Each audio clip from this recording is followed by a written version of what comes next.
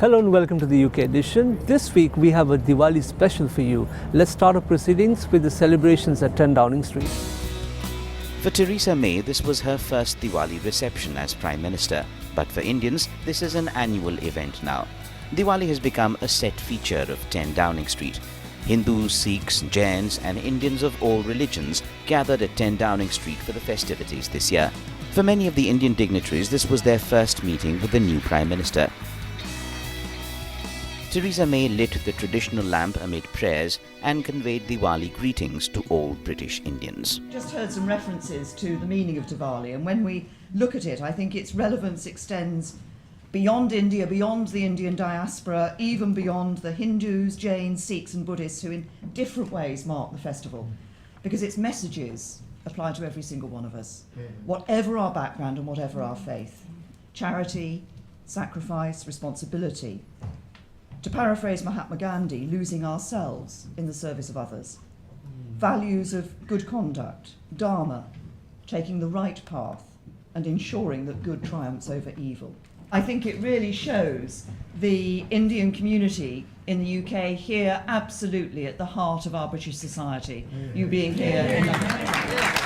Diwali and New Year's is such a special time for us that the support of the Prime Minister of our country, as a British Hindu born and raised here, is really special to me. I think for the British government to invite us to 10 Downing Street actually signifies the contribution that we as Hindus make to UK, and also to share good practice with all faiths. It is a great pleasure, and it shows the solidarity, leaving the difference and celebrating the Diwali. Well, that was 10 Downing Street, and now we're here at the Houses of Parliament, and let's join the celebrations here.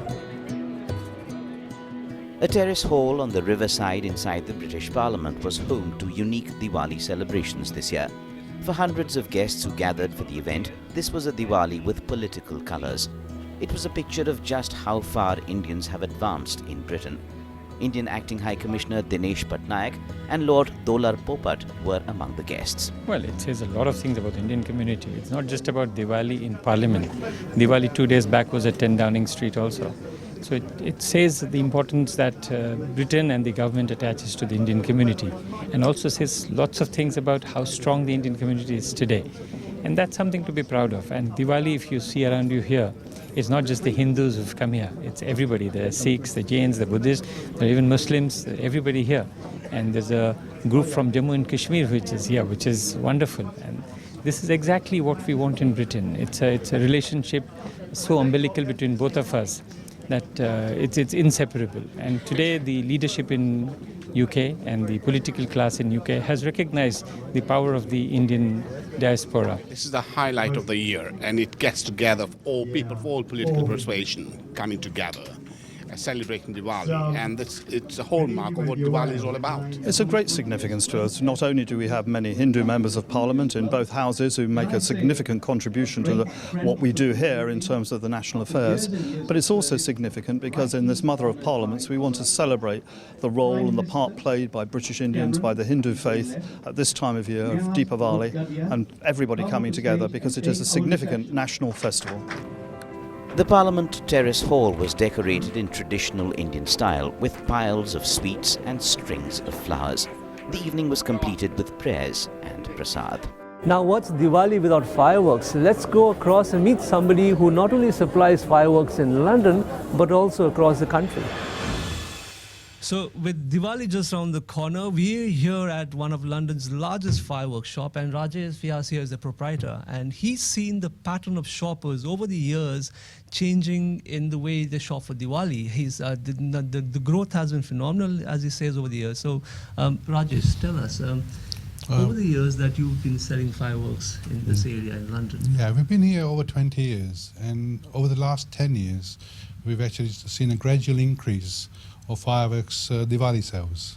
Initially, about 10 years ago, we hardly used to have 10 to 15. But now, I think about 65 to 70% of our business is for Diwali fireworks. Okay. So, it's still growing. Okay. And in terms of the buying patterns, what is the kind of difference you've seen in the buying patterns that we Indians buy for Diwali and then the rest of the people, the rest of Mauritius buy? Indian people tend to like their displays to last a long time, and they're quite happy doing fireworks for 2 hours plus. So we've changed some of the products we've had to do for Diwali, so they get more fireworks for the same price. So we've seen an increase in selection boxes, and we have to do offers which are buy one get one free, or sometimes buy one get two free. So the Indian people get lots and lots of fireworks, so the display time is a lot longer. So they prefer more variety? Yeah, they like variety, and they like more bulk. They like more fountains, we have we have fountains, and the Punjabi people will come and say we want anar. Sri Lankan people come and say we want flower pots. Indian Gujarati people say we want koti. It is all the same fireworks. It's called fountains, but everybody's got different names. Okay. So we have to label anar and flower pots and koti, so they, various Indian people know that they're buying fountains, and the fountain is their favorite firework, along with sparklers. Main questions out of the way. Rajesh is going to show us around some of the varieties that he has in offer in the store, and also the kind of things that people tend to buy in terms of the budget suiting capacities. These are the fountains I was talking about, and this shelf in the shop is the most popular for Diwali customers. Especially they like the cone variety, and then you've got the other fountains. They also like smaller fireworks, so they get more fireworks for the money. And we're doing special offers on buy one get one frees, and they seem to be very popular with the Indian. And also these are very popular with the Indian culture, because they produce a good noise and a bang, and they're reasonably priced. So again, it helps with the duration. These are called single ignition fireworks. And we have two on display here. This is £190. It's 3 fireworks joined together, and you light it just the once, and it produces a phenomenal display for approximately 2 minutes. We also make up packages, because some people, they've got a budget when they walk into the shop, and they don't really know what to buy. So we offer packages. So we have a £200 package, a £100 package, and a £50 package, so which is already pre-picked for them, and that again is being getting very popular, especially the £200, which is the more expensive one. Rockets again are very popular with the Indian people, and we've got various types of rockets. We've got this one is very popular because it's for £25. You get 25 rockets. And so again, it gives a bigger display time. And these two rocket packs are also very popular because you get buy one get two free, buy one get one free. Again, very popular with the Indian culture. But we are seeing more increased sales of these kind of rockets, which are more expensive, with bigger bursts and great big color bursts. And people are buying these, and they're experimenting now with these. So these rockets are also getting more popular. This is our premier cabinet, where it's full of single ignition fireworks, where one light and then you get a whole display. These are getting, we're selling more of them now for Diwali, and they're mostly bought, I think, by rich business people. This is a new concept again this year, where they're fusing 3 fireworks together, and they do, and it's a complete display. So this one would fire first, and this is the fuse, then this one, and then this one. So they do not need to light 3 different fireworks, they just light the ones. And this is our bestseller for the last 2 years. It's £170 firework, but people are buying this because once they see the video, they want it. So, they're expensive, but we do sell a large number of these types of fireworks. Diwali is a time when people get dressed in their brightest and their best. Let's go across and meet somebody who will tell us what's trending this season.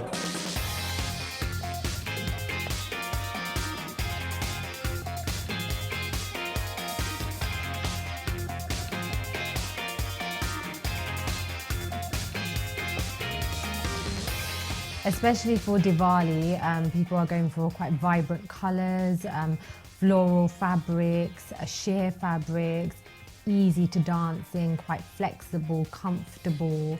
At the same time, more so ready pleated saris, sari gowns. It also depends on the type of market, whether it be the older generation, younger generation. They're going for, the older generation will tend to go for quite softer hues, younger generation quite vibrant colours, bold prints. Yeah.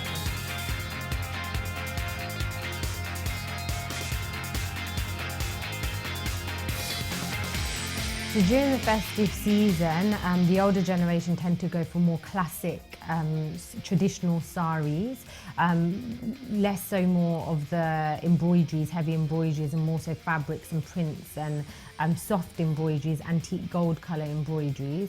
And the younger market, especially if it's more of a family event, family Diwali event, they'll tend to go for more ready pleated saris. It's easier to wear, you don't need someone to wrap your sari, it's comfortable, easy to dance in, it's flexible, at the same time it's got the look of a traditional sari.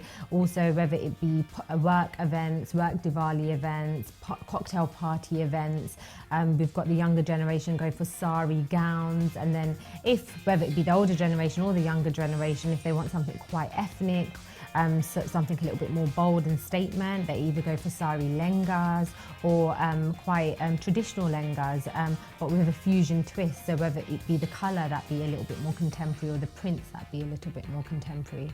During the festive season, I would say people are going for more ethnic wear, however, with the fusion elements.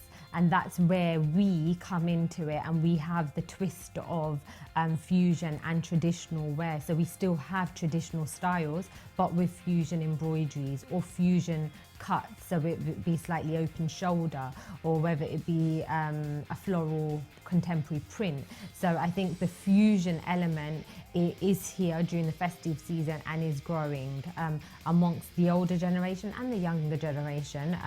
It is definitely prevalent.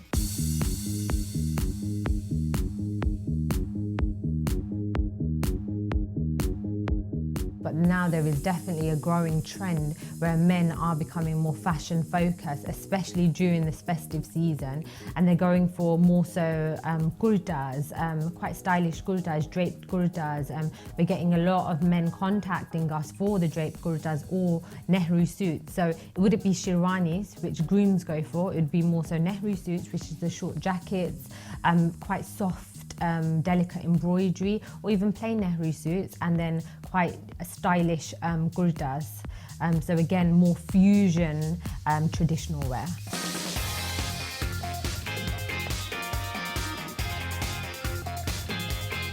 Let's take a short break now, but coming up after the break, we travel to Leicester and look at the celebrations there.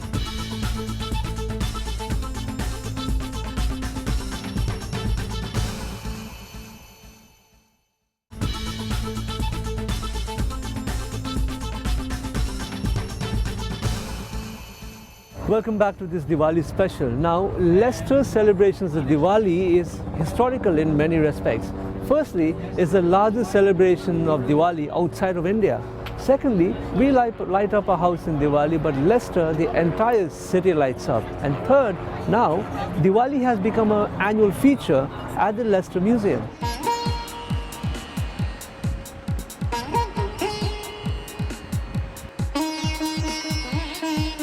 In Leicester, Diwali begins many days before Diwali with the switching on of its famous lights.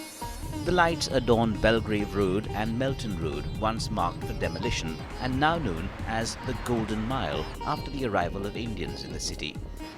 Leicester is known to have perhaps the biggest Diwali celebrations outside India. They may even be the biggest in the world, because in India, people celebrate at home rather than in public. This year, they've made history and found their place in history. Diwali lights and the story of these lights is now a feature at the New Walk Museum. That opens another chapter in the record books of Leicester.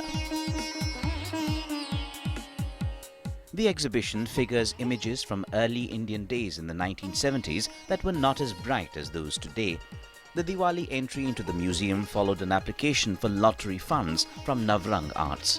Navrang applied to the Heritage Lottery Fund to see whether we can look at the possibility of having a Diwali exhibition in Leicester, because the Diwali in Leicester is the biggest outside of India, and we just wanted to know how has it become such a big festival. So that's why we decided we want to go back when the Asian people first came to Leicester, and what has happened, what has made it grow into such a big festival. The exhibition has made Leicester proud of its Indian inclusion. I think one of the things is it shows us what a super diverse city this is, and how tolerant and how interested in everybody else's faiths and everybody else's stories. And really, Diwali in Leicester is such a happy occasion. It's really brilliant to be in Leicester during Diwali. Museum is the institution which archives the history, and now Diwali is a part of it. Future generations will be inspired and they will see, yes, Diwali was a part of the Leicester city and part of the museum services. And museum is because people from everywhere they come. And Leicester museums, I'm very proud, they're one of the best museums. The exhibition records what a remarkable journey it's been for Indians in Leicester. 1973, when I became a teacher, that was the year when we were Uganda Asians. I went to my headmaster and I said I want to celebrate Diwali. He said no, and now you can say. When we first came to the UK, we had very little resources, but we held on to all the things that we brought from India and Africa. And today, Diwali is celebrated in masses in Leicester, perhaps in the biggest way outside of India. And the lights that we have are so famous that people come from everywhere to see them. Leicester has celebrated that milestone in all sorts of ways. The remarkable achievement is that this has been a triumph of maintaining Indian traditions in what was a foreign land to the first migrants. Well, it's saying a lot of things about the community in Leicester. First of all, that we celebrate such a huge festival in such a wonderful way. Years and years of practicing and celebrating this festival is evident here today in this exhibition. We can see all the different organizations that have contributed to making this exhibition show exactly what Diwali is all about. So we see the Diwali lamps, we see the cards, the way that Diwali has evolved over the years.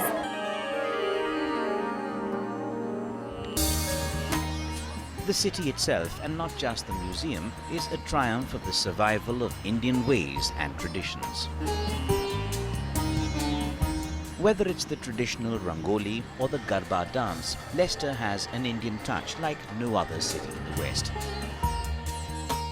And its Golden Mile is quite literally the Golden Mile too, where people come to buy jewellery from all over the UK. Diwali in Leicester this year will be more unforgettable than ever. That's all for this week. Wish you a very happy Diwali and a prosperous New Year.